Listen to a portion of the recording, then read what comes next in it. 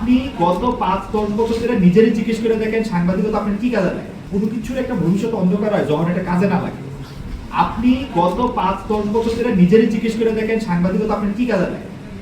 ধরেন একটা সময় পর্যন্ত সাংবাদিকরা আমাদের জানাইতো এই বছর পামড়ি পোকা আমাদের আক্রমণ করে আমার এটা ধুলাই দিব কিনা, তাহলে আমার জন্য এই পামড়ি পোকার প্রতিরোধ করার জন্য আমার এই সারটা, এই বীজটা, এই ইয়াটা আমার ব্যবহার করতে হবে। ওইটা যখন আমার ব্যবহার করতে হইব তখন আমি আগের থেকে একটা মেজার নিলাম, আমি আগে থেকে এটা করলাম, আমার এটা কাজে লাগলো।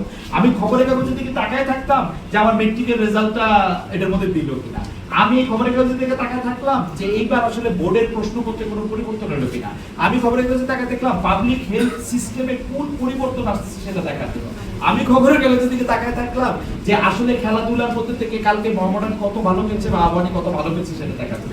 এর কোনো কাজে এখন আমাদের খবর লাগে না। ওদের স্বপ্ন পূরণে পাশে থাকতে পেরে আমরা গর্বিত।